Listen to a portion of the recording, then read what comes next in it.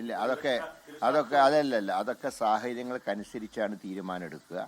ഞങ്ങൾ അന്ന് സസ്പെൻഡ് ചെയ്ത സാഹചര്യത്തിൽ റിട്ടേൺ ആയിട്ടുള്ള ഒരു പരാതിയും സർക്കാരിൻ്റെയോ പാർട്ടിയുടെയോ മുമ്പിലുണ്ടായിരുന്നില്ല.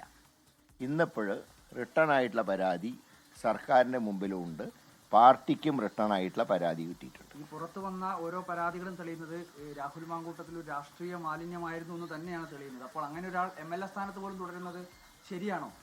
അത് അദ്ദേഹം തീരുമാനിക്കേണ്ട കാര്യമാണ്. ഞങ്ങളെ സംബന്ധിച്ച് ഈ പൊക്കിൾ കോഴി ബന്ധം വിച്ഛേദിച്ചു കഴിഞ്ഞാൽ പിന്നെ ഞങ്ങൾക്ക് അതിൽ ഒരു ഉത്തരവാദിത്വമില്ല. പിന്നെ അദ്ദേഹം തുടരണോ വേണ്ടെന്നൊക്കെ തീരുമാനിക്കുന്നതും സാഹചര്യങ്ങൾ അനുസരിച്ച് തീരുമാനിക്കേണ്ടത് സ്പീക്കറാണ്. അദ്ദേഹത്തിന് സ്വന്തം ലഭിച്ചിട്ടുള്ള ഒരു ഉത്തരവാദിത്വം പദവിയല്ലല്ലോ MLA സ്ഥാനം, പാർട്ടി നൽകിയ പദവിയല്ല. അപ്പോൾ പാർട്ടിക്ക് തന്നെ അതിനകത്തൊരു ഉത്തരവാദിത്വം ഇല്ലേ? പാർട്ടിക്ക് എന്താ ഉത്തരവാദിത്വം? പാർട്ടി ഏൽപ്പിച്ച കാര്യങ്ങൾ ചെയ്യാൻ നിർവഹിക്കാത്ത ആൾ പാർട്ടിക്ക് പുറത്താണ്. പാർട്ടി ഏൽപ്പിച്ച് ജനങ്ങൾക്ക് വേണ്ടി പ്രവർത്തിക്കാനാണ്, അല്ലാതെ മതിലയാടാനല്ല.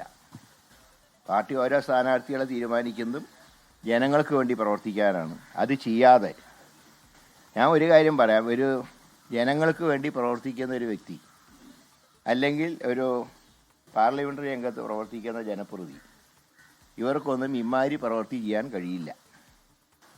കാരണം ഒരുപാട് ഔദ്യോഗിക ജോലികളും പാർട്ടി ജോലികളൊക്കെ ഉള്ള ആൾക്കാർ ഇങ്ങനത്തെ ഈ പറയുന്ന കാര്യങ്ങളൊക്കെ ചെയ്തുവെങ്കിൽ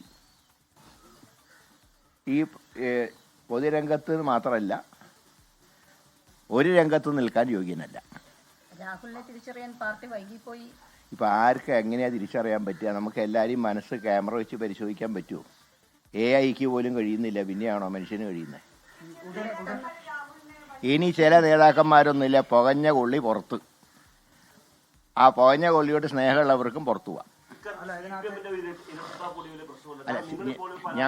ഞങ്ങളൊരു കാര്യം പറയാം, ഞങ്ങൾക്ക് മറ്റു പാർട്ടികളുടെ കാര്യം നോക്കേണ്ട ആവശ്യമില്ല, അത് ജനങ്ങൾ തീരുമാനിക്കട്ടെ. ഞങ്ങളുടെ പാർട്ടിയിൽ പ്രവർത്തിക്കുന്ന സമയത്ത് പാർട്ടിയുടെ നിലപാടിനനുസരിച്ച് പ്രവർത്തിക്കുകയും പൊതുസമൂഹത്തിൽ ചീത്തപ്പേരുണ്ടാക്കാനും പാടില്ല. അങ്ങനെ ഉണ്ടാക്കി കഴിഞ്ഞാൽ പാർട്ടി നടപടിയെടുക്കും. മറ്റുള്ളവരുടെ കാര്യങ്ങൾ ഞങ്ങൾക്ക് പരിശോധിക്കേണ്ട കാര്യമില്ല. കാരണം ഞങ്ങളുടെ കാര്യങ്ങൾ ഞങ്ങൾ തീരുമാനിക്കുമ്പോൾ മറ്റു പാർട്ടികളുടെ കാര്യങ്ങൾ ഞങ്ങളെ സ്വാധീനിക്കില്ല.